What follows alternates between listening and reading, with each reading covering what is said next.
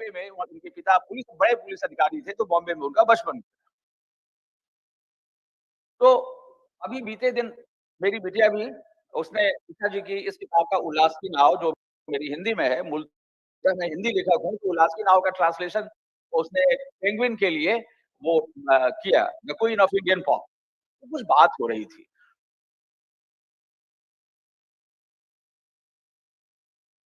तो उसने कहा कि पिताजी, आपको आत्मकथा खुद भी लिखनी चाहिए आगे चल के। मैंने कहा यार अभी तो मैं उतनी ऊँचाई पे गया नहीं हूँ कि आत्मकथा लिखूँ।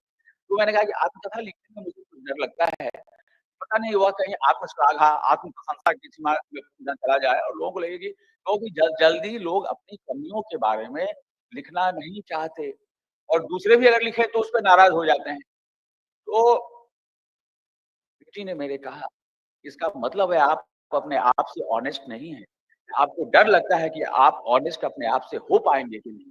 गांधी ने कैसे लिखा माय एक्सपेरिमेंट विथ ट्रुथ, हाँ? जिसमें उन्होंने ऐसे-ऐसे प्रसंग लिखे हैं, जिसको शायद हम लोग अपने मित्रों के बीच भी चर्चा करना उचित नहीं समझेंगे कि अरे! ये हमारी कमी खुद से मैं किससे बता दूँ, जो बहुत बेइज़्ती हो जाएगी क्योंकि मैं खुद ही। तो मैंने कहा कि ये तो बड़ी चुनौती तुमने दी है। तो मैं ये कहना चाहता हूँ कि आत्म-कथात्मक जो ये जीवनी साहित्य है, आत्म-कथात्मक साहित्य है, इसकी परंपरा ज़माने से चली आ रही है और विभिन्न रूपों में ये चीज़ें चली आ रही हैं।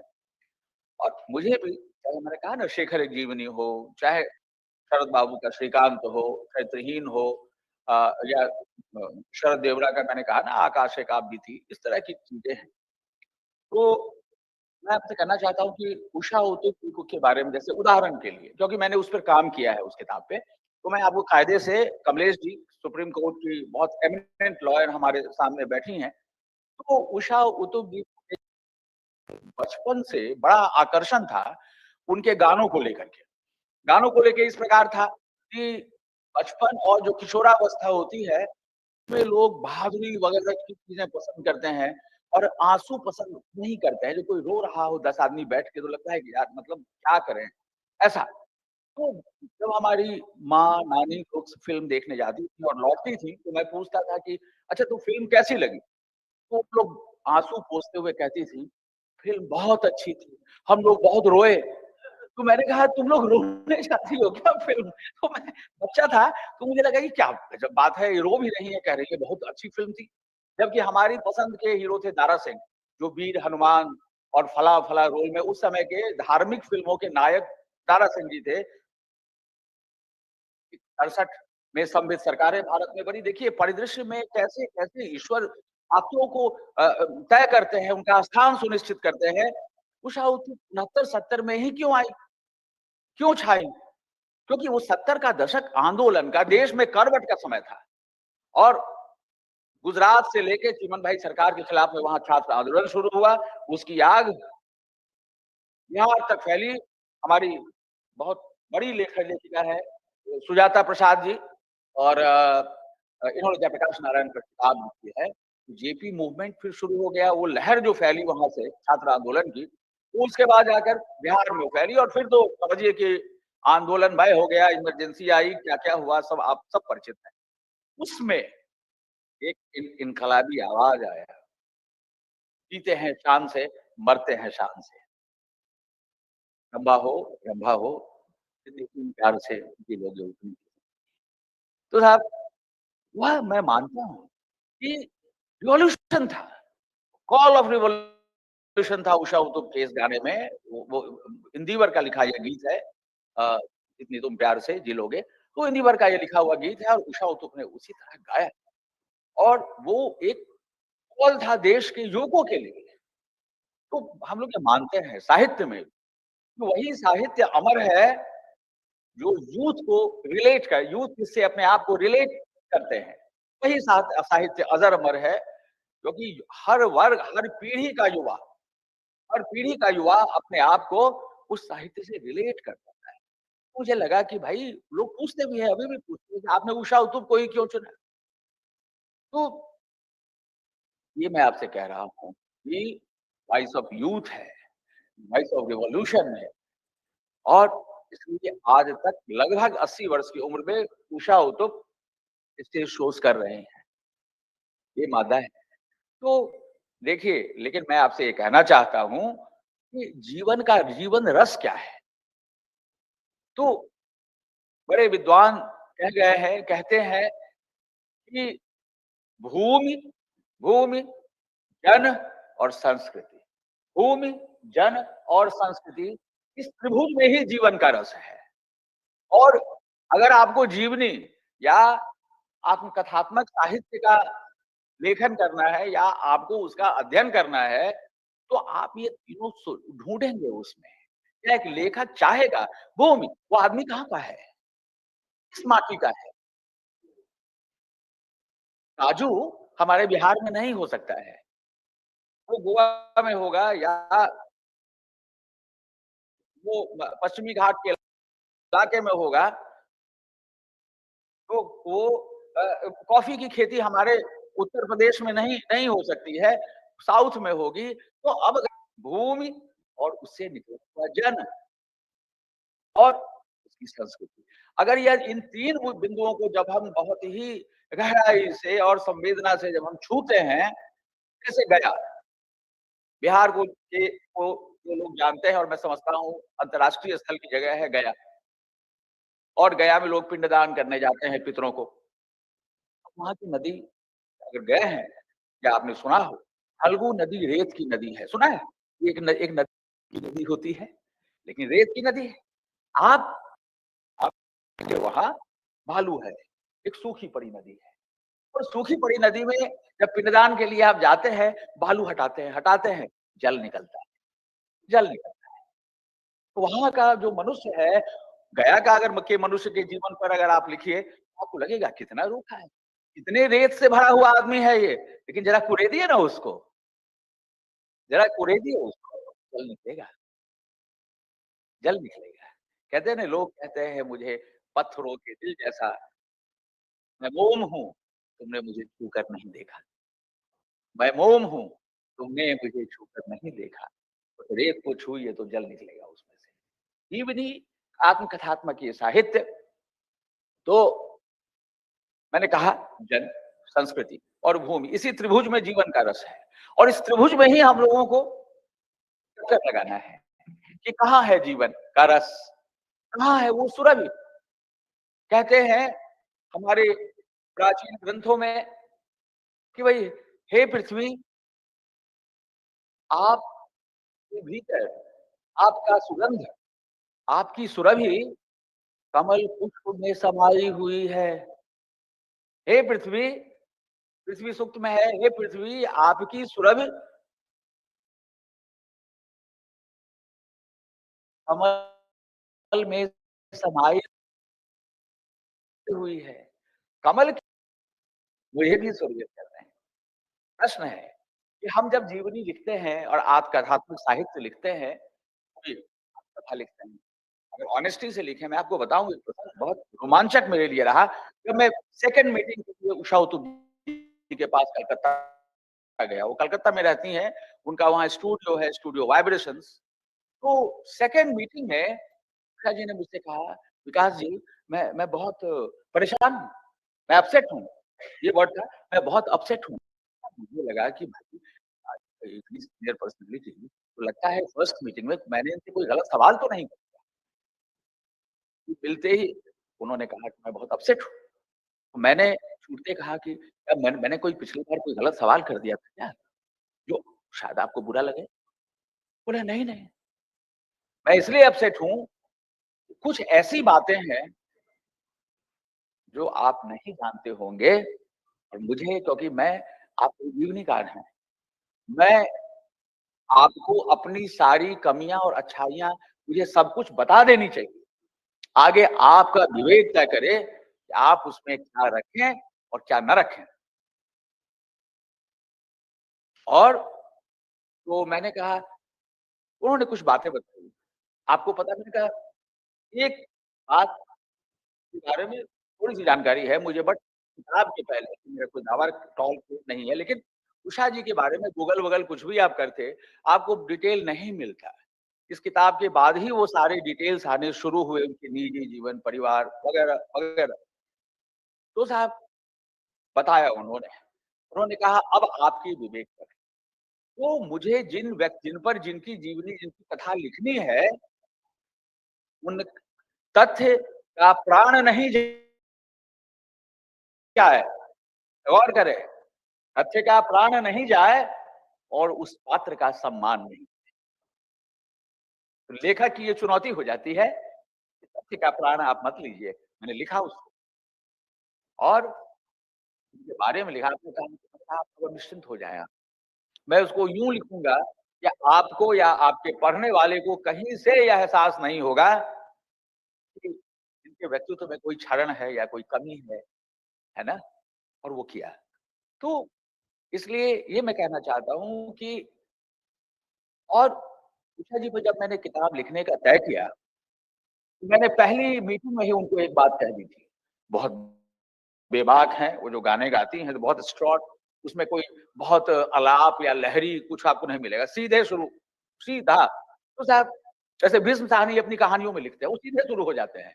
उसमें कोई शास्त्रीय आलाप नहीं होता है कि वो चाँदनी रात थी या दोपहरी थी गर्मी की और झक्कड़ ऐसा सीधे कि सुजाता जी अपने घर से निकली, एक सेमिनार में भाग लेने के लिए। सीधा सच अ प्लेन स्टोरी टेलिंग कहानी। मैं मुरीद हूँ उनका बहुत बड़ा। तो साहब वो मैंने उनसे कहा कि देखिए मैं और वो एक अलग अलहदा कहानी है कि 15 साल लग गए मुझे उनसे अपॉइंटमेंट लेने में। Can you believe? Vishnu Prabhakar ji ने कुछ इंटरव्यूज़ में कहा और सच था कि शरद बाबू की जीवनी आवारा मसीहा जो है लिखने में 15 साल लगे। मुझे उषा जी से मिलने में 15 साल लगे। लिखना तो छोड़ दीजिए, ठीक है? क्योंकि जब मैं उनके स्टूडियो फ़ोन करता था, उस समय मैं एक मतलब रनिंग जर्नलिज़्म में एक्टिव सक्रिय पत्रकारिता में था, तो मेरी ये हसरत थी कि मैं उषा उत्तुप का एक इंटरव्यू करता। क्योंकि बचपन से मैं उनके गानों का बड़ा दीवाना था। बात ये थी। उनके स्टूडियो का मैनेजर जो था वो ब अ, वो फ़ोन करके बताता है। मैंने कहा कि दादा दीदी से बात होगी? वो कहता दीदी बिज़ी है। बांग्ला बांग्ला में सिर्फ हिंदी में दीदी बिज़ी है, दीदी को टाइम नहीं। और साहब 15 साल गुज़ार दिए उन्होंने मेरे, ये कहते हुए कि दीदी बिज़ी है। एक दिन मैंने 15वें साल में भी फ़ोन किया, मैं करता रहता था, मैं कलकत्ता चला जाता था और मैं दूसरों का इंटरव्यू करके आता था, लेकिन उषा जी से मैं मिल नहीं पाता था। अंजन दास नाम था वो मैनेजर साहब का, मुझे 15 वर्षों तक लेकिन अंजन दास जो अंगद बने हुए थे मेरे सामने, तो वो उनका अंगद बनना भी मुझको बाद में समझ आया कि वो बाधा क्यों उत्पन्न कर रहे थे अंजन दास। ईश्वर कहीं-कहीं आपको जहाँ रोकते हैं सुनैना जी, तो ईश्वर का उसके हम लोग झल्लाते हैं, दुखी होते हैं, आगे को कोसते हैं, लेकिन नहीं, वो ईश्वर आपके लिए एक व्यवस्था कर रहे हैं, जिसमें कि आपको सही मुकाम मिले, आपको दुःख होता है, क्यों नहीं मुझको मिल पा रहा है? कौन-सी ऐसी बहुत बड़ी बात है? लेकिन एक बार जब 15वें साल में जब मैंने फ़ोन किया स्टूडियो में, तो मैंने कहा मैं तो डरा रहता था अंजन दादा से। अंजन दास जी ने फ़ोन किया कि अंजन दादा नमस्ते, मैं विकास झा पटना से आया। तो एक दूसरा था, उसने कहा, "अंजन दादा ऊपर गया।" तो मैं थोड़ा अंजन दास के नाम से नर्वस भी हो जाता था कि ये मना करेगा फिर मुझको, कि फिर लौट आएगा। तो मुझको लगा कि शायद फर्स्ट फ्लोर पे वो गए। बहुत बुरा सोचने का भी साहस नहीं था मुझे अंजन दास के लिए, कि पता नहीं क्या खैर अरे साहब वो ऊपर है। तो मैंने कहा फर्स्ट फ्लोर पर हैं। नहीं, वो फाइनल फ्लोर पर। अब मुझे लग रहा था मैं ऐसी मनस्थिति में था कि मैं खुश हो जाऊँ इस बात कि रास्ते का काटा गया कि मैं दुखी हूँ। लेकिन मुझे लगा नहीं किसी के दुखी पर दुखी होना मुनासिब है। ठीक है?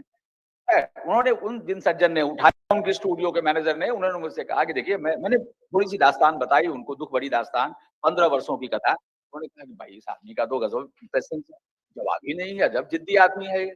तो खैर उन्होंने कहा मैं आपको दीदी का डायरेक्ट नंबर दे देता हूँ। अब आप और दीदी डील कर लीजिए, मेरा ऑफिस है। मैंने कहा ग्रेट। समय लगा थोड़ा, उषा जी अनजान नंबर देख रही थी, नहीं उठाई, लेकिन जब एक बार उठाई तो मैंने बात की, कहा कि हाँ, बिल्कुल। क्योंकि उन्होंने कहा कि मुझे उम्मीद ही नहीं की थी कि कोई हिंदी वाला मेरी मेरी जीवनी लिखने के लिए आगे आएगा। मुझे तो ये लगता था कि कभी तो ज़िंदगी मेरी लिखेगा तो अंग्रेजी से वाला कोई लिखेगा, लेकिन एक हिंदी वाला आया और बिहार वाला है। मैंने कहा कि हाँ, बिहार के लोगों में कुछ है ख़ास बात। वो इंसान भी यहीं आया था, आह्यान भी यहीं आया था, बिहार से ही अपनी यात्रा शुरू किया था। सारे दुनिया के दीवाने यहीं से आते हैं और दुनिया भर में यहीं के दीवाने दुनिया में जाते हैं। तो साहब शिवसागर राम गुलाम मॉरिशस गए और वहाँ के राष्ट्रपिता बने या कमला डॉक्टर कमला विशेषज्ञ जो गुजरात सूरीनाम की प्रधानमंत्री बनी, यार की एक आरा के थे शिवसागर राम गुलाम और उनके लड़के नवीन राम गुलाम, वो भी प्राइम मिनिस्टर बने और कमला विशेषज्ञ जो त्रिनिदाद की प्राइम मिनिस्टर थी, अक्सर की थी। एनीवे तो खैर तो उषा जी तैयार हुईं और कि ठीक है, हम लोग बीच-बीच में आप कलकत्ता आ जाएँगे और हम लोग किस्तों में बात करेंगे। जब मैं पहली बार मिला जो मैं जीवनी कथा आत्मकथात्मक जीवनी के बारे में कह रहा हूँ, मैंने कहा कि देखिए एक बात मैं कहना चाहता हूँ कि मैं अभिनंदन ग्रंथ नहीं लिखने आया हूँ। क्योंकि आम तौर से जीवनी साहित्य में एक ये खतरा रहता है कि उस व्यक्तित्व से इतने मुदित रहते हैं लिखने वाले कि मतलब ये भगवान हैं, ये देवता हैं, इनको चरणामृत पिएँ कि क्या इनका नमन करें। तो मैंने कहा देखिए, सारी दुनिया जानती है कि उषा एक कमल है मान लीजिए, सपोज़ करिए कि वो एक कमल है। तो तो आपके गानों से सब लोग जानते जानते ही वाकिफ़ ही हैं, सारे सारे आपके गाने जो हैं वो कमल की पंखुड़ियाँ हैं। लेकिन उसमें किसी को रुचि नहीं है। या श्रीलता जी या हमारे प्रणव बाबू, उसमें किसी को रुचि नहीं है। मैंने कहा उनसे कि रीडर को इससे कोई रुचि नहीं है कि आपने कितने कौन-कौन से सब सुनते हैं, रोज़ सुनते हैं भाई, आए दिन सुनते हैं। तो रीडर आकृष्ट उससे नहीं होगा। रीडर ये जानना चाहता है, पाठक ये जानना चाहता है कि इस कमल के नीचे का जो कीचड़ है वो क्या है? वो कितना है? उस कीचड़ के बारे में मुझको कहना ये चीज़ें तो ज़ाहिर है, दुनिया को पता है। ये सॉन्ग्स हैं आपके, ये गाने हैं, बड़े हिट हैं, वगैरह-वगैरह। तो साहब मैंने कहा देखिए, अगर आप इस पर राज़ी हों, तो हम शुरू करें, क्योंकि हम आपके उस कीचड़ के बारे में भी लिखेंगे। सिर्फ़ हम नवनीत लेपन नहीं करें। हमारी आदरणीय गार्जियन, अभिभावक श्रीमती नासरा शर्मा जी आ गई हैं, हम लोग जोरदार तालियों से इनका अभिनंदन करें। Great author of Hindi. हमारे साहित्य की शान है नासरा जी।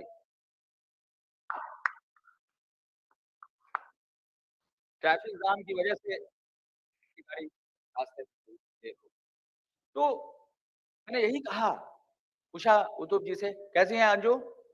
ठीक। तो मैंने यही पूछा इनसे कि लोगों को इंटरेस्ट है आपके कमल के नीचे कमल है, मृणाल है, फिर नीचे जो कीचड़ है, हम कीचड़ के बारे में ज़्यादा प्रसंग उठाएँगे।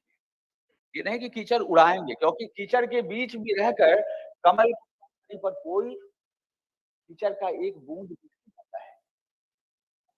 उन्होंने कहा यस, बिल्कुल और उसके ठीक नेक्स्ट ट्रिप में उन्होंने मुझसे कहा कि मैं अपसेट हूँ क्योंकि मैंने कुछ ऐसी बातें मुझे मुझे कहनी चाहिए जो मैं आर्थिक जीवन में किसी को नहीं कहा है और सचमुच ऐसा लगता है जैसे चर्च में कन्फेशन रूम में जाकर कोई कन्फेस करता है, वैसा, वैसा कन्फेशन और मैं ये कहना चाहता हूँ कि जीवनी साहित्य में देखिए एक लेखक जो है वो उसको एक हिप्नोटिस्ट का भी काम वो सम्मोहित भी करता है अपने पात्र को, ताकि वो पात्र कहे कि भई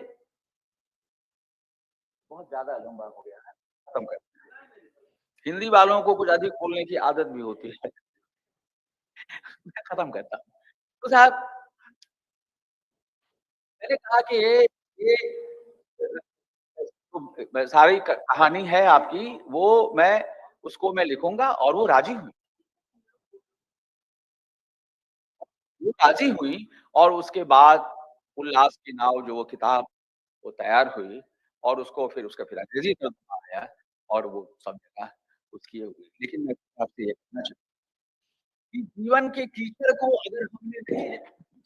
कीचड़ को अगर हम नहीं जान पाए, पतझड़ को नहीं जान पाए, अगर हमने वसंत की हवा की खुशबू को हम नहीं समझ पाए, हमने नहीं जाना कि वसंत के किस दिन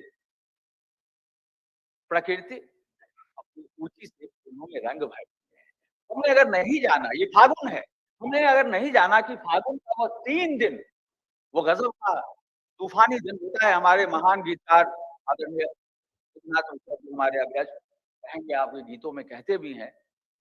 ये तो साहब वो 3 प्रचंड दिन जिसमें कि बहुत तीव्र हवा बहती है, अगनाहट में, वो सारे सूखे पत्तों को वृक्ष से झाड़ देती है और तब नए पल्लव के निकलने की तैयारी शुरू होती है। फिर आकाश में मेघ आता है। तो अगर हम मेघ कब आता है, पूर्वा के बहने से क्या होता है, पछवा पश्चिमी हवा बहने से हमारे मौसम में क्या फ़र्क पड़ता है, तो हम कैसे लिखेंगे? हम उस मनुष्य जो उस मिट्टी का बना है, अब हमारी आदरणीय नासरा जी हैं, तो नासरा जी इलाहाबाद की हैं। तो नासरा शर्मा को अगर जानना होगा आपको, तो आपको इलाहाबाद को जानना होगा। और इनके ऊपर एक बड़ा लेख मैंने लिखा था। मैं एक पत्रिका निकालता था, उसपे आवरण कथा लिखी थी मैंने और मैंने आप एप्रिशिएट करेंगे इस बात को। मैंने कहा कि नासिरा शर्मा से प्रथम दृष्टया जब मुलाकात होगी, आपको लगेगा कि एक इलाहाबाद के अमरूद को देख रहे हैं। उसकी खुशबू पा रहे हैं। क्या ऐसा नहीं लगता है? मैंने गलत कहा? नासिरा जी तो सामने हैं आपके। तो आप जब इलाहाबाद के अमरूद को नहीं जानेंगे, उसकी रंगत को, उस पर जो उसकी गोराई पर जो हेलो। लाल सिंदूरी छींटा है, वो नहीं जानेंगे, उसकी खुशबू को नहीं जानेंगे, आप नासिरा शर्मा पर क्या लिखेंगे? आप संगम पर आप क्या नहीं जानेंगे तो नासिरा शर्मा पर क्या लिखेंगे? तो उषा उत्तुप को जानने के लिए मुझको चेन्नई जाना पड़ा, जहाँ उनकी ननिहाल थी, जहाँ उनका बचपन गुजरा था। अरब सागर का जायजा लेना पड़ा मुझे जाकर के। आदरणीय विष्णु भाकर जी तो बड़े महान थे, मतलब हम लोगों के बरहम बाबा थे वो। इसलिए उनका चरण छू के कह रहा हूँ कि उतनी रंगून और बर्मा की यात्रा तो हमने नहीं की, खत्म। पिताजी एकदम बिल्कुल कहर मचाए हुए हैं घर जाने के लिए। तो यार वो इसलिए मैं कह रहा हूँ, उषा उत्तुप को जानना है तो बॉम्बे में उनका जन्म हुआ। उनका ससुराल केरल में है, अरब सागर की बात मैंने आपसे कही। उनका जो उनकी जो कर्मस्थली है कलकत्ता, समुद्र है, बॉम्बे में समुद्र है, एक समुद्र से घिरी हुई, समुद्र में जब रात में ज्वार आता है बहुत जोर से और जब बारिश के उसकी उसकी जुगलबंदी और तेज बारिश के दिन हो, तो अंदाजा करिए कि उस गरजती वर्षा में और समुद्र के ज्वार की जो जुगलबंदी होती है, हम क्या बताएं आप? वो बादल और बादल की जुगलबंदी है। तो साहब इसलिए हम जानते हैं। अब अगर आपको विकास भाग को जानना है तो मेरे गाँव में जाइए। मैं पटना में रहता हूँ, पटना में आपको कोई कुछ नहीं बता पाएगा। साउथ का एक मुहावरा है, अगर करनी हो तो देहात जाओ। मेरे बारे में सारा अल्ट्रासाउंड, एमआरआई सब मेरे गाँव का आदमी बता देगा कि आदमी क्या है, जो अभी साहित्य अकादमी चुनाव के भाषण कर रहा है। जान लीजिए।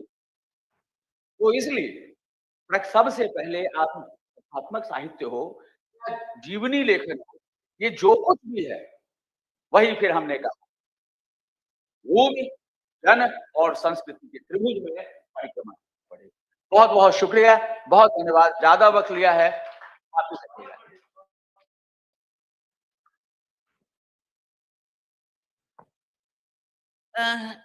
विकास जी एक पत्रकार है और पत्रकार जब उपन्यासकार होता है तब समझिए वो कहाँ-कहाँ तो और फिर ये कवि भी बन गए हैं। जी, तो अब मैं प्रणव जी को आमंत्रित करती हूँ। आप तशरीफ इससे पहले मैं चाहूंगी कि हमारा पूरा सदन एक बार हमारे आज की सत्र की अध्यक्षता करें, आदरणीय नासिरा जी का बहुत बहुत स्वागत करें और एक बार नासिरा जी का परिचय आप सभी के बीच रखना चाहती हूँ। आप हिंदी साहित्य में एक प्रतिष्ठित व्यक्तित्व हैं, जो अपनी कुशल किस्सा खोज और कला और सामाजिक राजनीतिक विषयों की विषय की जानी जाती है। आपने 14 उपन्यास लिखे हैं, जिनमें से कई को आलोचकों की बहुत बहुत प्रशंसा प्राप्त हुई है। आपके उपन्यास पारिजात को साहित्य अकादमी पुरस्कार और कागज की नाव को व्यास सम्मान प्राप्त हुआ है।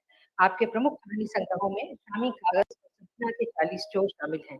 आपकी अनुदित कृति echoes of Iranian revolution, poems of protest, क्रांति की गूंज, प्रतिरोध कविताएं आपके आख्यानों में रुचि को दर्शाती हैं। आपका इस मंच पर बहुत बहुत स्वागत है। और जैसा अभी आपने आदेश दिया है आदरणीय Pranav Khullar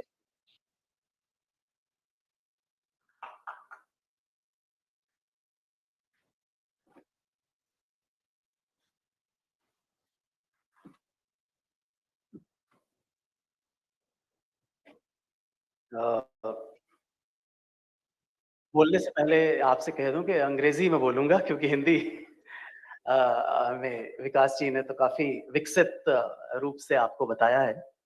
I'm actually very thankful to Sahitya Academy today, because I've been slotted for the last 2-3 years in the section on philosophy because I write on philosophy.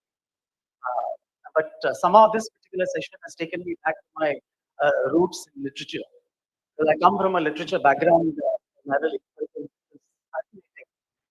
But yeah, I don't know, I'll still stick to that same template. I've chosen a particular book which may still be in the realm of philosophy or spirituality. But before that, let me say, विकास जी ने छुआ कुछ चीजों पे कि autobiographical literature is a very strange genre. like कुछ अजीब सा genre है. Because you never know whether the author is actually telling the truth or not. Is the autobiography upsurge of your emotions? Is it a catharsis? Or is it a construct? Because I remember from my literature days, the difference between Yeats and Eliot. Eliot became the more powerful poet because he was constructing poetry. And Yeats, well, at least it's claimed that he was more natural in his poetry. So you never know with autobiography. The writer is slipping into some kind of narcissism or solipsism, or is there an agenda at work? Is he actually sending out a message? So truth का जो है, that I think I just thought I'll crack it before I come to the the book. थोड़ा सा उसका introduction देने से पहले, because I think all autobiographies need to be critically seen. There has to be a critical gloss at all autobiographies, even if it's Gandhiji's experiments with truth. Having said that, I thought I'll choose a different kind of autobiography. It's autobiographical literature in India. So I thought you must be familiar with the map and with the autobiography. I just thought I'll introduce autobiography of a yogi. That's not up my street, but yeah, I just thought. I read the book first 40 years in the 1980s. And as a teenager, I was mesmerized by it. वो कुछ ऐसी किताब है, inspired millions. I mean, to take to meditation, to yoga, to all kinds of things. Initially, I thought I'll choose, just as I thought I'll choose Niraj Chaudhary's biography of an unknown Indian. फिर मैंने वो उसको पुनर्विचार किया. Niraj C. Chaudhary is a forgotten man today. So I chose the more comfortable Bengali, who is Yoganand. He is more controversial. Niraj C. Chaudhary, I don't know, is still famous or controversial dedication, to the British Empire. I thought वो जरा furor हो जाएगा. साहित्य academy में तो वो पूछा जाएगा कि साहब आपने ये क्यों choose किया? So I left Niraj Chaudhary. He was a favorite of my father's generation. He was a very controversial figure. I mean, you can have very radical views on the man. He has such construct things. So I thought the autobiography of a yogi and Yoganand, who himself, by the way, was a big autobiography of a yogi was published, it's supposed to be a spiritual classic, published in 1946, and it recounts Yoganandji's life, his search for his guru, his teachings on Kriya Yoga. It's been translated, by the way, into over 50 languages. It continues to be widely read. It's the, Philip Zaleski, who is one of the HarperCollins, uh, uh, called it one of the most 100 most important spiritual books of the 20th century. It's an introduction to the methods of attaining whatever, I mean, God realization. But to remember that gloss which I had added in the beginning, to gloss it, thoda sa end ki taraf, you'll see whether actually, there's truth, what Yogananji was saying, or whether there's a little mix of fantasy. And Gabriel Garcia Marquez had this uh, literary technique called magical realism. 100 Years of Solitude, Salman Rushdie, Midnight's Children had the same thing. But I like to attribute that magical realism to the autobiography of Yogi also, because it has some very miraculous kind of, So for a speaker, and for somebody who's speaking at a young age, it's mesmerizing because the story was remarkable. Um, it recounts his life encounters with spiritual figures, his childhood, family life, establishes teachings of Kriya Yoga meditation. Book continues. Yogananji was among the first to go to the United States after Vivekananda in a religious conference in Boston. He established his self-realization fellowship there, which is called the Yogoda in India, centered in Ranchi, and very famous, of course. In 2017, it was the 100th year of the Yogoda. I remember when I was in the ministry, it was inaugurated by the ironic thing, which it really struck me till this morning. Today is March 7th. It's actually the 72nd death anniversary of and um, I have see, I write on philosophy. This is a spiritual bestseller, I like to call it, the earliest ones. If you were to add a little philosophical gloss to the autobiography, uh, you'd realize that there is a mixture of fantasy and reality. Ancient mystical, teachers, adepts, whom you may believe in or whom you may not believe. It's become the latest fad and fetish to believe in all these things. But Yogananji was actually first, to start that. He himself later became a very controversial figure in the United States. Because my feeling, my sense of renunciation is that you have renounced a material word to attain something simpler. But if you, in that simplicity, manage to acquire, a huge empire, as a lot of godmen and gurus in the country, then I think it begs the question. I don't know whether your autobiography is actually a little construct. Was it just I don't know, to put people on that path? Was it meant to beguile people, or was it actually taking them towards genuine spiritual seeking? So I don't know. Think these are questions which need to be asked. However, having said that, one also needs to understand that the West was mesmerized. The West got mesmerized by it. And people like I'll just name two very famous. Jobs. He's believed very famously to have read the autobiography of a yogi initially in the 70s when he came to India on some pilgrimage, uh, and then subsequently reread it, as he claims, every year at his funeral, because Steve Jobs died recently only. At his funeral, that was the book that was given in a small box to each of the people who had attended the funeral. So that, he was a man of science. He was a technical excellence. There's been no greater genius than Steve Jobs. He's shaped the modern era just as Tesla shaped it 100 years ago. So for him to have been influenced So I think perhaps longing for a simpler kind of. I think that is actually what spirituality is all about. You can simplify things, deconstruct it for yourself, and not get lost in the the maze, of philosophical teaching. I think then you you've reached that point of simplicity. I just thought I came out with a little book 2 weeks ago, and since I've been writing for the speaking tree, I'll just read out a little passage in which I had written on the autobiography. I had the good privilege of reviewing a movie called Awake. I'd urge you to see that. I mean, I'm not a follower of Yogananji, by the way, but it was produced by Kumar, and the life of Yoganand.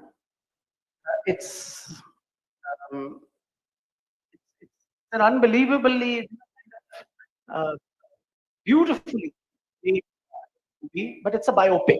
It's like the autobiography, only in a way. So I thought I'll and since he mentions there's a very famous chapter called the Law of Miracles, chapter 30 of this autobiography. Where he feels, how most of the so-called supernatural miracle zone is actually part of science. It's actually part of science. So he his method and legacy disseminating all of this was was unique, and I think he was amongst the first forerunners of many of the people who have followed him. Uh, I I I do not believe in Godman, whether earlier times or today.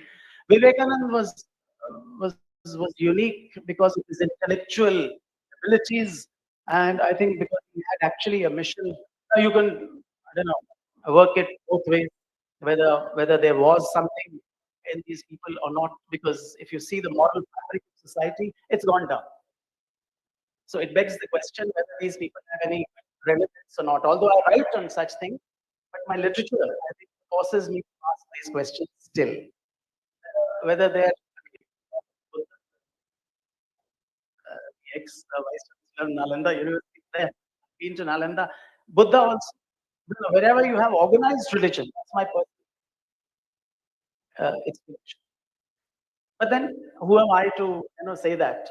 That's my personal feeling, because the seeking must be personal, and the seeking must be simple, and the seeking must be focused on becoming. The philosophical gloss to all of this, whether it's autobiography of a yogi, and it's a little different from, is that you are assuming all these people, spirituals, whatever stages, they assume that there is a transcendent, God, something to be beyond yourself. So there is a framework of illusion, which, as Adi Shankara called it, Mayavad. This is illusion. Uh, you're in terrible territory, because you don't know. You might be misled even, and millions of people are misled.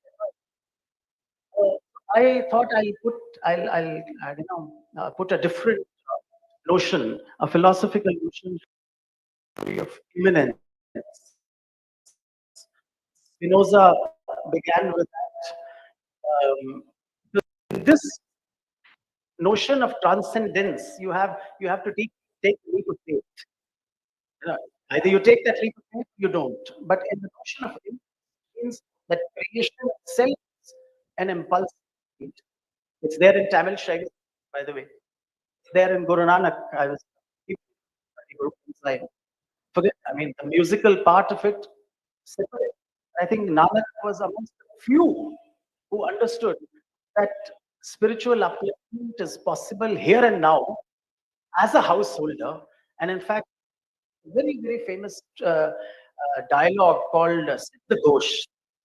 इसमें उन्होंने शास्त्रार्थ किया था with the yogis of Himachal, and he told them there's no need for this renunciation, which is what I'm putting this autobiography in that framework. There is no need for renunciation. Householdership is actually the ideal. Life itself here, yes, it's capable of spiritually uplifting you if you believe creation itself is the impulse creator. Nanak, Tamil Shaivism,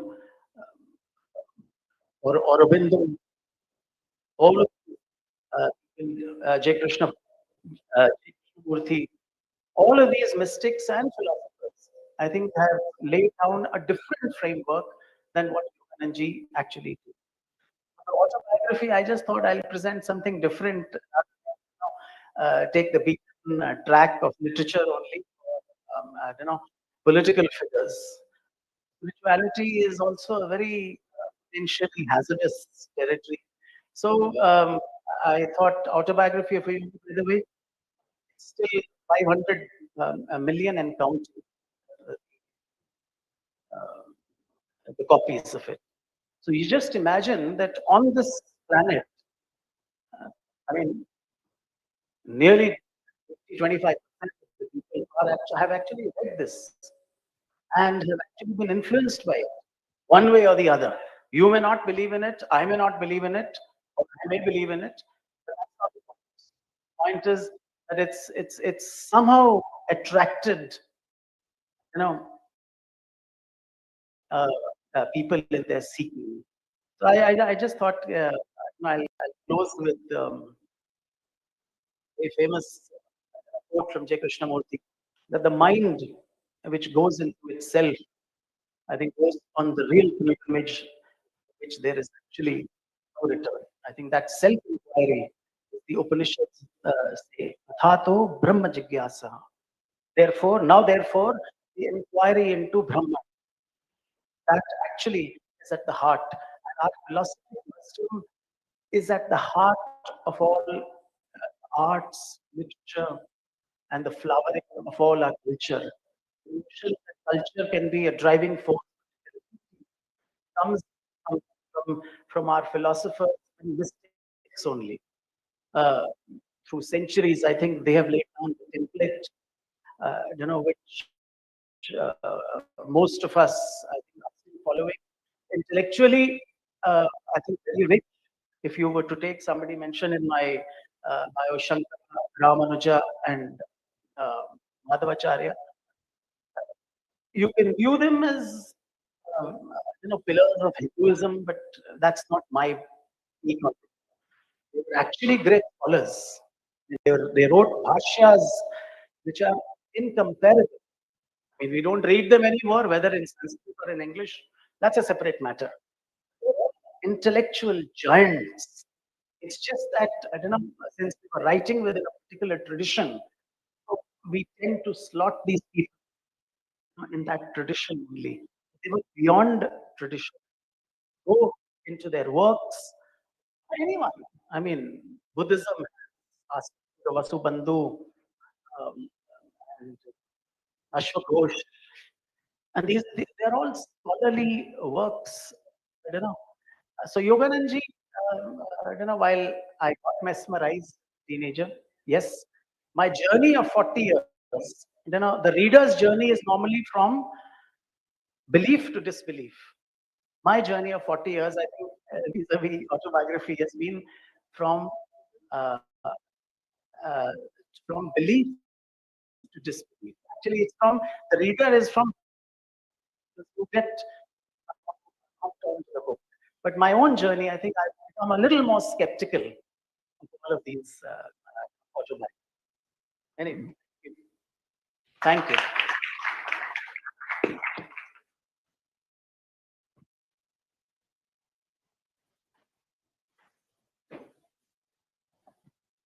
Pranav दुनिया में ले गए और मैं इससे पहले मिली नहीं थी, लेकिन आज सुन के और मिल के बहुत अच्छा लगा। कल मैं गूगल में इनको ढूंढ के बहुत सारी इंफॉर्मेशन ले चुकी थी, लेकिन श्योर नहीं थी कि ये चेहरा उन्हीं का है जिनको मैं सुनने जा रही हूँ, क्योंकि कोई तस्वीर जो थी साहित्य अकादमी की तरफ से हमें नहीं मिली थी। मैं आपको थैंक्स दूँगी कि आज बहुत ज़्यादा मेरा दिमाग इस बात से खुले।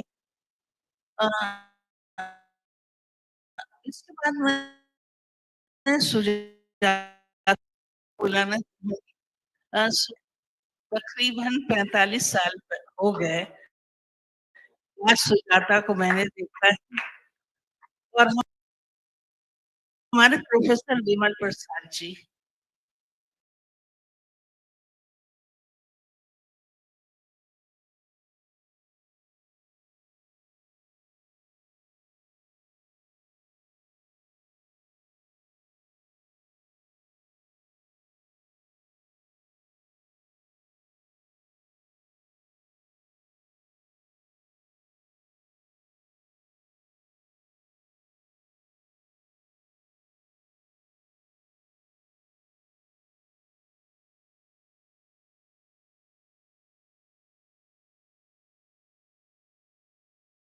उनके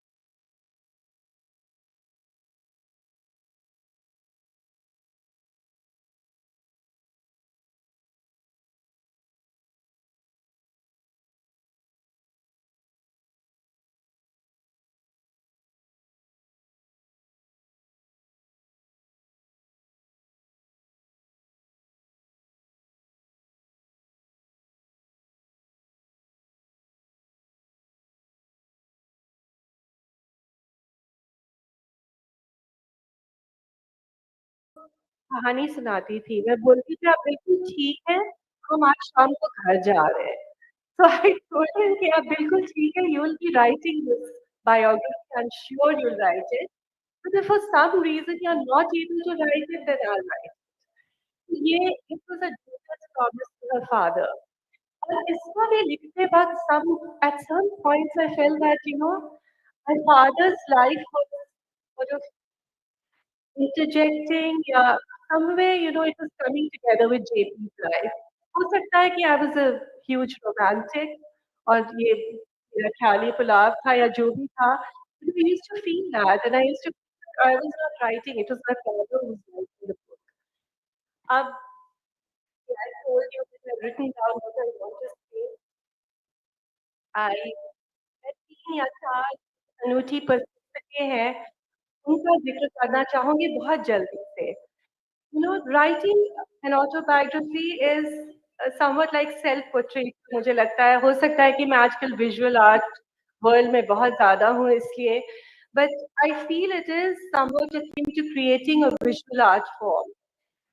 Somewhat lifelike, sometimes impressionistic, or even abstract. It is a kind of reclamation. There's so much that is unsaid. And we all know, और इसकी चर्चा आप क्या बहुत अच्छे से विकास झा जी ने कि सत्य और कल्पना की boundary. So we all know that the line between fact and fiction is really way thin. While discussing the dimensions of autobiographical literature in India, one is almost always tempted to begin with Gandhi's The Story of Experiment with Truth. Digressing a little, I would like to highlight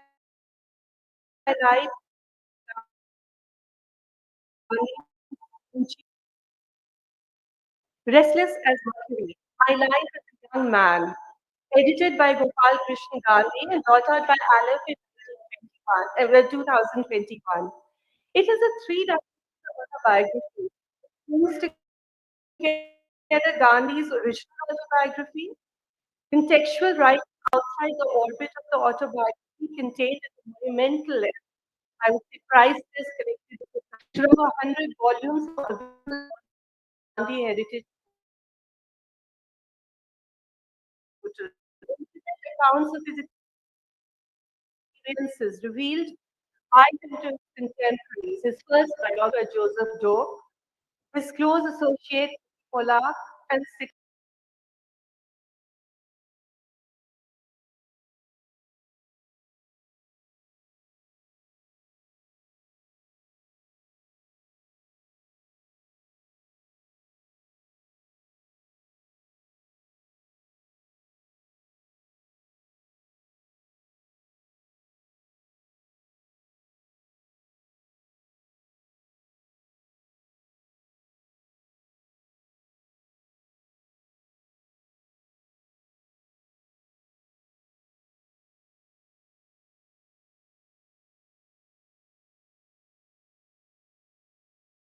my by his approach, because we are offered a new and closer look at his life nearly 100 years after his original autobiography was published in 1925.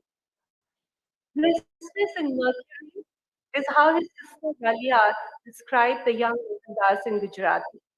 Part 2 of the autobiography that covers the period 1914 to 48 is expected to complete the story of Gandhi's twist with history, and I'm looking forward to experiencing that. विकास जी ने आत्म-कथात्मक कृति की भी बात की. Um, another experimental approach I feel is the autobiographical novel. Should it be counted as an autobiography? I leave that question to you, but I'm going to talk about one of them. Of all that I have read, I have found Ammi, Letter to a Democratic Mother, the most and open-hearted book, written by Sujata. सभी जानते होंगे वो कौन है, cinema in India, who gave us यादगार films like Albert गुस्सा क्यों आता है और सलीम लंगड़े पे मत रो. The novel is a poetic journey into his mother's mind and see the Nehruvian and post-Nehruvian era. There is more than a whiff of an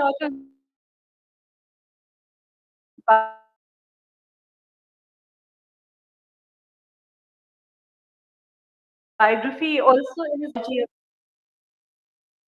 इसको पढ़ा है. The core of it is his emotional tribute to his friend, filmmaker Kundan Shah, director of the classic जाने भी दो यारो, who died in 2006.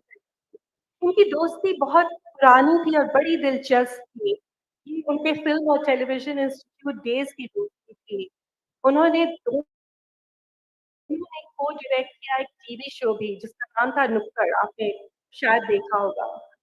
And the first grade students in FTII, the memories that are recapped are centered on their shared life on the campus. Even while writing about Kundan, Shah holds up a mirror to himself. For instance, until he began to see things from Kundan's perspective, he had not noticed because he was a bit of a leftist. He is a leftist. He had not noticed that most of the voluble, visible, left oriented students come from elite backgrounds inhabiting a world of ideas where social justice, history, aesthetics, and the arts were discussed for their intrinsic value. But their conversations were far removed from the lived experiences of other students who may not have belonged to, I can't say they belong to subaltern backgrounds, or maybe they did, but they belong to disadvantaged classes. There's several other anecdotes. The book is dotted with them that shed a light on how not only Kudran, but his own worldview evolved through the cinema they shared and they watched, the books they read, the friends they made. In a sense, though, it made me think that all writing comes from the core of itself, does it not? And cannot be anything but autobiographical, in a sense. A book that I've really enjoyed reading in recent time, and I'm going to end very soon, is the icon M. Rana's sweeping autobiography, published last year by Penguin Random House. Titled Before I Forget, it is brimming again with delightful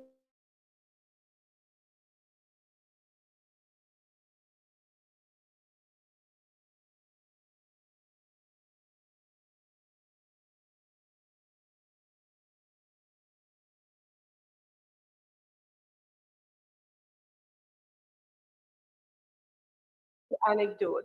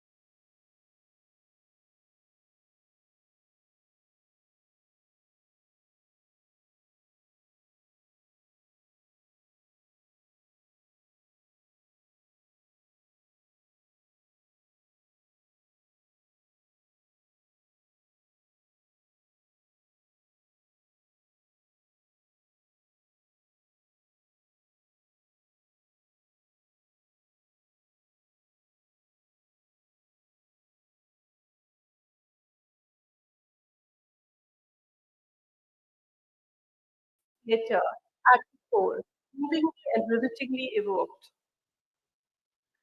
Interspersed with the real trajectory of his own life is a maze a mirror to the complexities of Italy's contested political history.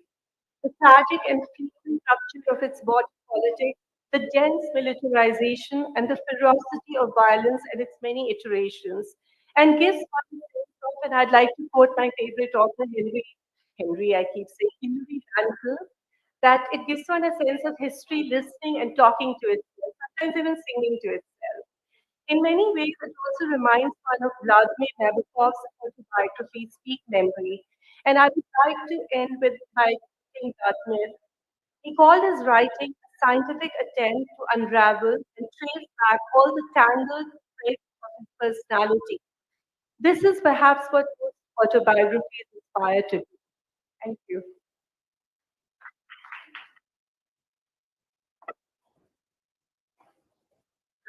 तो सुजाता, इसके बाद मैं श्रीलता जी को बुलाऊंगी।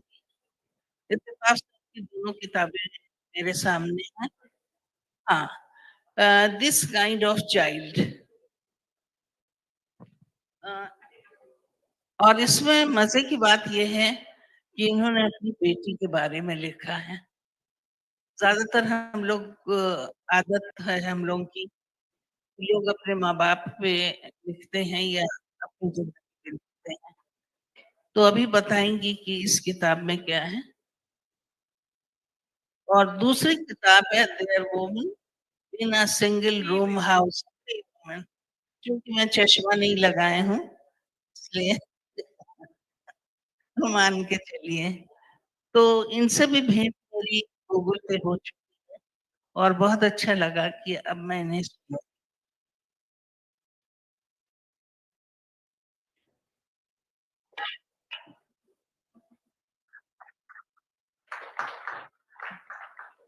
Good afternoon, and thank you for. Um, I was wondering when I listened to speakers, whether I really belong here. So I had a moment of this, like an imposter syndrome moment. But anyway, nevertheless, I'll try and do my best, and I'll keep to time as well. So because I was put on this panel, I thought it would make sense for me to speak about two of my books. One that came out last year called Child Story, which is not just the story of my daughter, but also my own story as a parent of a child who has a learning disability. What does it mean? What does that kind of life look like?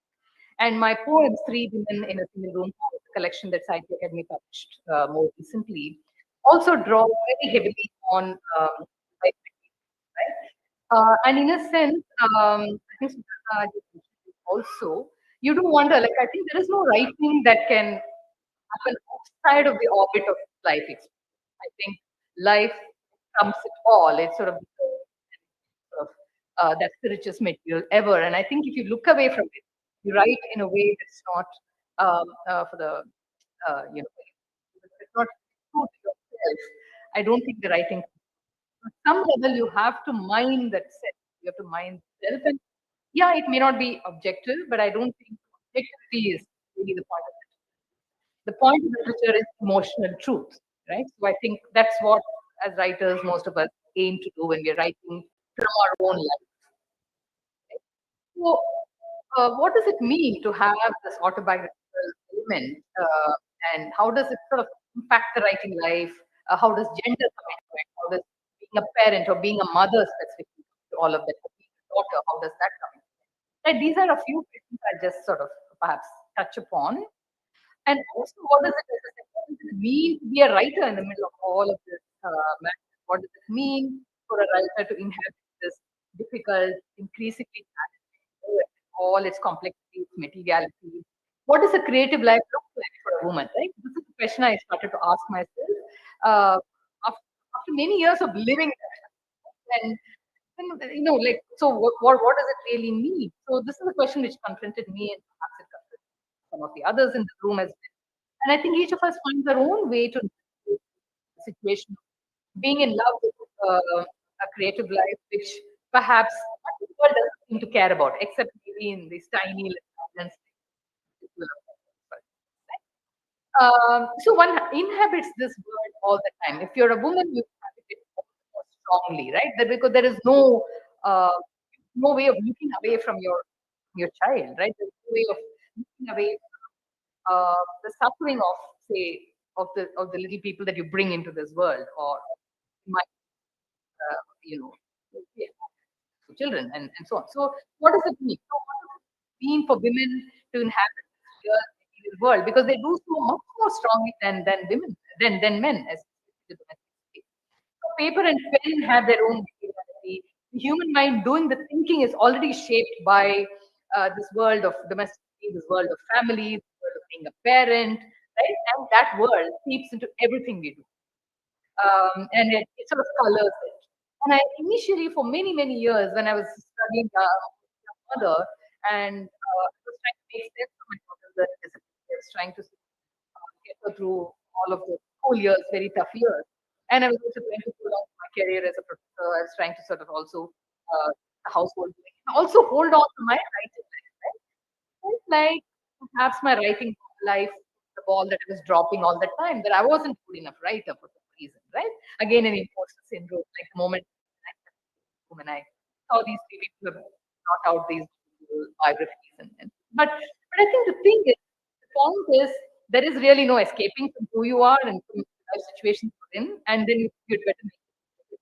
And I think you should think highly of that, right? This is something I slowly and very, very gradually, I began to trust that life, to trust that I could make literature from that life. So really, in a sense, this kind of story is something that sort of came from my own. So what I will do is I'll sort of there isn't that much time I think I've come at the fag end of. So I'm just going to begin with a bit of a personal account. Since in my work, the personal sort of segues into the political is where all my work comes from, my poetry, my nonfiction, and so on. So I grew up as a daughter of a single mother who was a divorcee. This was in the 1970s. My grandparents, who lived with us almost their passing, and my mother made a whole family. So it was a very differently shaped family, if you will. And this was way back in the 1970s. Divorce was really a stigma. It was unthinkable, except in extreme circumstances. And most single women, like my mother, were single only by virtue of having been widowed. My mother was an exception because she was formally divorced. So there was so little support or no support from my father's side, and I didn't have any kind of an extended family on that, not much on my mother's either. So this was sort of the background, and that background to think of yourself as a woman was very difficult. And also drive this and say that my mother eventually, in her late 40s actually, after struggling through that life, turned to a life of being a writer. She wrote in Tamil. Her name is Vatsala, and she wrote these two wonderful novels in Tamil, which I translated. One there was a girl and the scent of happiness from the Tamil into English. And both of these are novels, but they drew on life material. And I could recognize myself in it. I could recognize the dysfunctional nature of the family that both the books. I asked her, why did you not put it out as autobiographies? Why does it have to be a novel? I mean, this was life is fairly thinly disguised. And the reason she, of course, gave me, to surprise anybody in the room, is that the people in the book are still living. And if I were to write it as an autobiography, they're going to be very, very upset. And I don't want to, so that's the thing. That's the reason why. So to write an autobiography is also sort of like an act of courage, right? And when you can't do that, you have to veil it. It has to come through as poetry. It has to come out as fiction, but using and drawing on that kind of element. So I will. What I will do is read you just a few of my poems that largely draw on autobiographical material. Really, and these are Sahitya Akademi collection that just came out. Three women in a single room house. Three women in a single room house. One, not too small, not too big. This apartment with its basket on which our son can ride his tricycle, its kitchen with no walls, so we can cook and still belong to the rest of the house is what I've sold my diamonds for. Thinking over the agent's glibness of my grandmother, but bequeathed them to me. They had once shown, talisman-like, in the dark of that small room where we three lay, she, my mother, and I, on the floor in a row, three women used to small space. Two. My mother is sitting on the only bed in the only room in the house, writing something. When she's done, I find an ink stain on the sheet. One of them is an outstretched My grandmother is working her sewing machine in a corner of the only room in the house. She's making me a dress 2 sizes too large. So you can grow into it, she says. And when it is done, go on, try it. 4. Never more than 7 steps from anywhere to the only in the single room house. And I would like to tell you, that I floated in through the slats, filled us, my grandmother, my mother, and I, with patience. I would like to tell you that we learned to take space. The truth is, we just grew used to small spaces, 3 of us, diamonds stuck in mines that ran too deep to catch the light. So I'll read you another poem that again is autobiographical, but I think fairly thinly veiled. It's called "The Thing About Being an Older Woman Is This." The thing about being an older woman is this: there is a certain knowing that you find yourself carrying, a kind of heavy knowing, and then there is a remembering of how you were once a solid peak chair that people paid no heed to, but sat on always. And the remembering of how every day you found and only managed to save yourself like and how the fraud helped and you brought yourself to kind of shore where finally able to breathe. Short breath, mind you, very short, and the lines you started to write were at first the gasp of dying fish.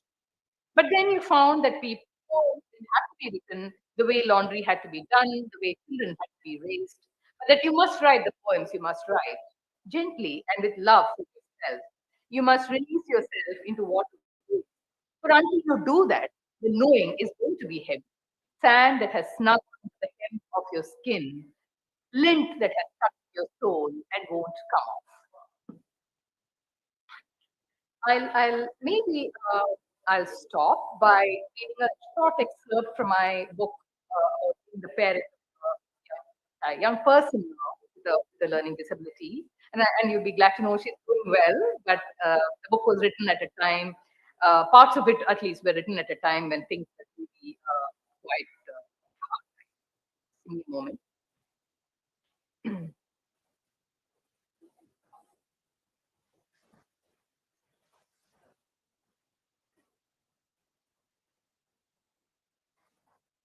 The title again from the book, it's called This Kind of Child. I'll read you just an excerpt. I distinctly remember that bleak November day in 2015, the skies grey and grieving, just as I was for my daughter, whom we had pulled out of school a couple of months ago. There she lay huddled under a light quilt, unmindful of the air of school bus horns, seemingly oblivious to the life that was passing her by. Because I was convinced that she would never find her way back into the maze that counted as education. It seemed to me that she was lost and hopelessly so. The liberal Montessori school to which we had admitted her could fail her so badly. What chance did she have in any other? And by extension, what chance really did she have in this difficult world?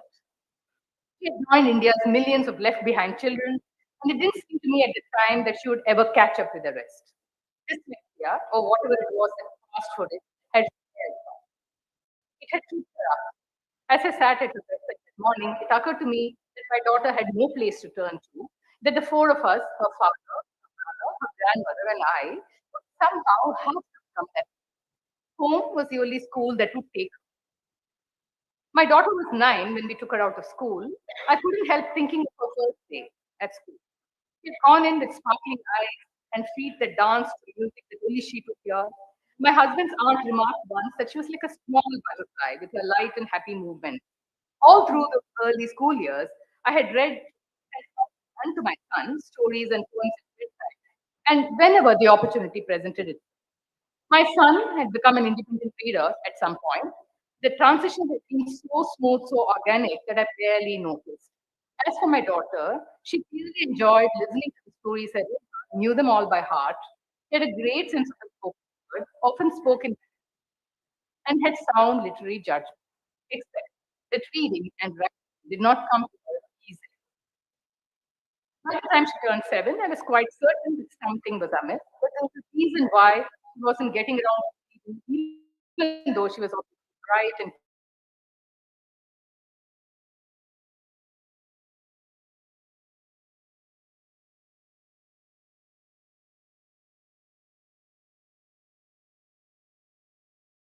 curious, and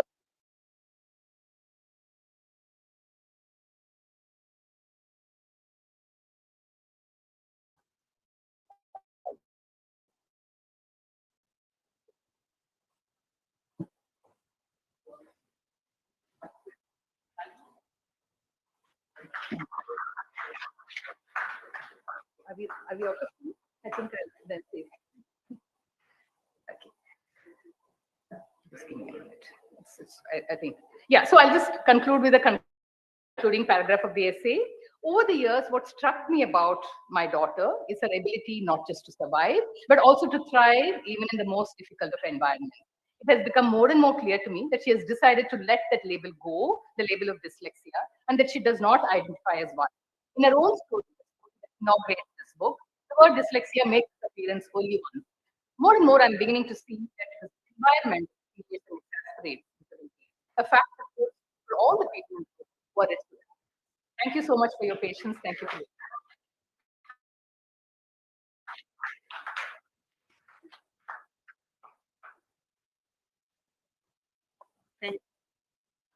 हाँ, इतनी देर से आप सबको सुन रहे हैं जिन्होंने कुछ काम किया है। अब मैं बोलूंगी जिसने इस फील्ड में कोई काम नहीं किया। दूसरों की जिंदगी में झांकना बहुत दिलचस्प है। उस तरह जैसे पुराने घरों में बीच में एक खिड़की होती थी और दोपहर में औरतें खोल लेती, या आज वर्तमान समय में कुछ ऐसा कि आपका घर ऊंचा हो गया और दूसरे आंगन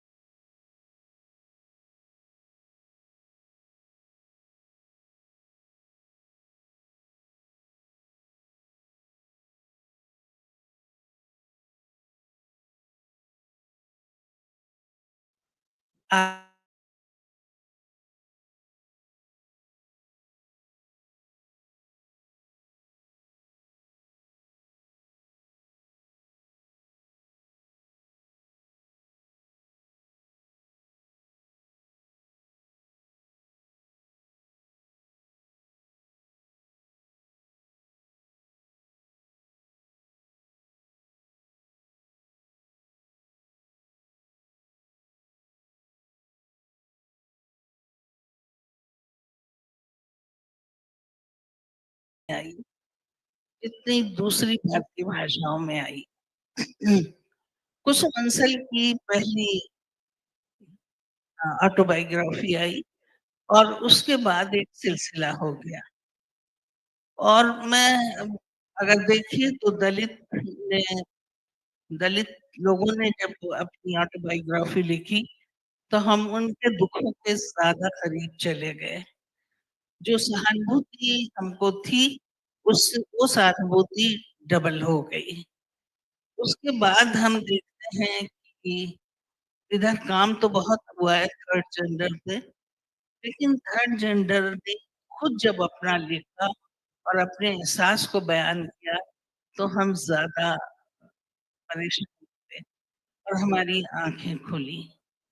तो मेरे ख्याल से जिंदगी दूसरों की देखना, उन लोगों की देखना जो आज पूंजीपति हैं और टॉप के जिसे कहते हैं हमारे डेवलपमेंट में हाथ बटाते हैं, उन्होंने 2 रुपए से चीजें शुरू की। तो जब हम इस तरह की चीजें पढ़ते हैं तो हमें कुछ जवाब मिल जाता है सवालों का, कुछ हम हिम्मत कर लेते हैं। और एक चीज और भी है, कुछ चीजें तफरीहन लिखी जाती हैं। मैं सोचती हूँ कि ये काम बहुत मुश्किल है, खासकर अपने को दोहराना। कैसे आप चीजों को खंगोलेंगे और लिखेंगे? मुझसे कई मरता लोग कहते हैं, मैं सोचती हूँ सब कुछ तो मैं अपने लेखों में और इस सब जो मेरे कंसर्न है वो मैं ला देती हूँ, सबको पता है मैं कौन हूँ, क्या हूँ। और उससे बड़ी बात होती है, मुझे लगता है, दूसरों की ज़िंदगी को अपने कलम से लिखना, जो आप लोगों में से लिखा, क्या छोड़ें, क्या बताएँ और नॉर्मल अपने को रखना भी बहुत मुश्किल होता है। क्योंकि कभी-कभी जिस आदमी पे आप कलम उठा रहे हैं, उसकी ज़िंदगी के बारे में बात कर रहे हैं, उससे आप जुड़ जाते हैं। जब उसका दुख-सुख सामने आता है, तो आपको गुस्सा आने लगता है, उसमें आप शामिल हो जाते हैं। तो ये जो शामिल होना होता है आपका, ये भी बड़ा खतरनाक होता है। तो किस तरह संयम रख के उसकी बातों को, उसके समय को और उसकी धड़कनों को समझना बहुत मुश्किल है। और मुझे लगता है ये काम मुझसे तो हो नहीं सकता। एक ज़माने में लोग उन लोगों को जो दूसरों की किताबें पे लिखते थे, तो मैं उन्हें हँसरत से देखती थी, कितना नेक काम करते हैं। क्या मैं कभी लिख पाऊँगी? लेकिन कुछ सालों बाद लिखा मैंने। फिर ये हुआ कि लोग कैसे दूसरों की चीज़ों को पढ़ के बहुत संयम से उनको आगे बढ़ाते हैं। तो वो भी मैंने किया। मेरे ख़्याल से जो ऑटोबायोग्राफ़ी है, वो लिखना बहुत मुश्किल है और मैं ये भी जानती हूँ कि कुछ चीज़ें ऐसी भी मैंने पढ़ी और जो मैं समझ नहीं पाई कि किसी ने मुझसे ज़बानी वो सारे दुःख अपने कहे, जिससे मैं उस लेडी के इतने करीब चली गई कि मैं कहने लगी शी इज़ माय डॉटर। लेकिन जब उन्होंने अपनी किताब लिखी तो उसमें वो कोई घटना नहीं थी। उस समय बहुत आहत हुई। मुझे लगा इस तरह की चीज़ें लिखने से फ़ायदा क्या है? तो हिंदी में अब बहुत चीज़ें आई हैं और उनको पढ़ना भी एक जिसे कहते हैं दुःख-सुख की भावना को अपने अंदर लाना है। अब टाइम तो बहुत ज़्यादा हो गया है। इतने अच्छे लोगों से सुनने के बाद नहीं, नहीं ऐसी बात नहीं है। फिर मैं वो बोलूँगी क्योंकि मुझे लगता है टाइम हो गया और मैं लेट भी आई।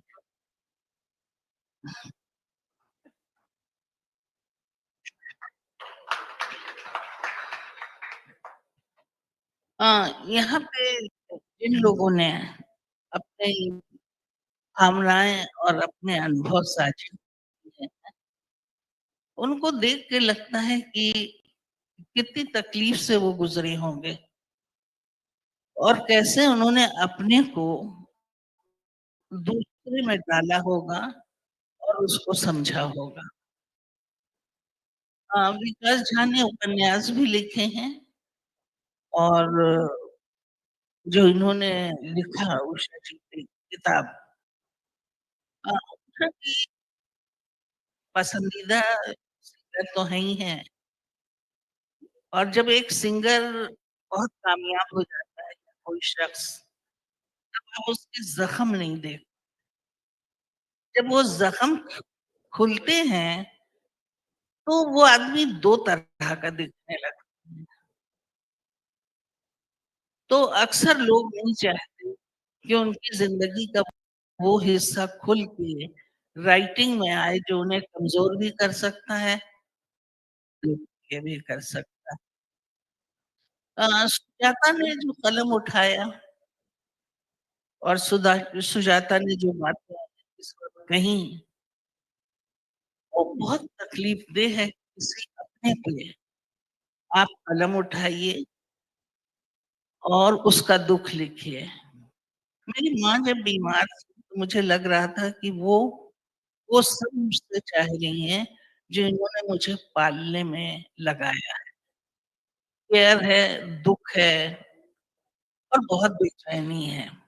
और जानती हैं, जब बहुत बेबसी महसूस होती थी, तो मैं उन पे चीट भी पड़, यानी कि मैं 2 तरह से गिल्ट में आ जाती थी। एक तो उनके दुःख को खत्म ना करना और दूसरा चीख पड़ना। ये इतनी अजीब-सी फीलिंग है कि मैं आपको बता नहीं सकती। या आपने जो ज़िंदगी का हिस्सा दिखाया और जिस मनोविज्ञान से उन चीज़ों को देखा, के ज़रिए कहा, अ, वो बहुत गहरे कहीं आपको अंदर तक ले गई। वो पोएट्री में भी निकली। और प्रणव जी के लिए भी मैं कहूँगी कि उन्होंने जिस तरह और लोगों की बायोग्राफी के बारे में बताया, पढ़ा और अपना काम है। ये तो बहुत मुश्किल काम है कि आप किसी के घर में झाँक रहे हैं, उसके हर किरदार को समझ रहे हैं और वो चीज़ देख रहे हैं जो दूसरा नहीं देख पा रहा है या उसके घर वाले नहीं देख पा रहे हैं। तो अब योगी का जो सिलसिला रहा है, इनको आज के दौर में इनको क्या महसूस हुआ और अब क्या महसूस हो रहा है, तो चूँकि किताब मैंने पढ़ी नहीं है, लेकिन ये सब डर मुझे घेरते हैं। जो प्रेमचंद के बड़े बेटे थे, वो मेरे पिताजी के बहुत करीब थे। वो मरसिया और मुहर्रम, जी, तो उस सिलसिले से वो अ, लखनऊ जाते थे और बहुत सुनते थे। और एक अजीब-सी बात और है कि हमारे मोहल्ले में 2-3 तवाइफों के कोठे जो बिस्मार नहीं हुए थे और अक्सर वो औरतें आती थी हमारे वालिद के पास और उनसे उच्चारण सीख, कैसे ये चीज़। अब जब वो कहते थे कि उस वो दौर अब लौटेगा नहीं, तुम लिख डालो, तुम लिख डालो। अब सिर्फ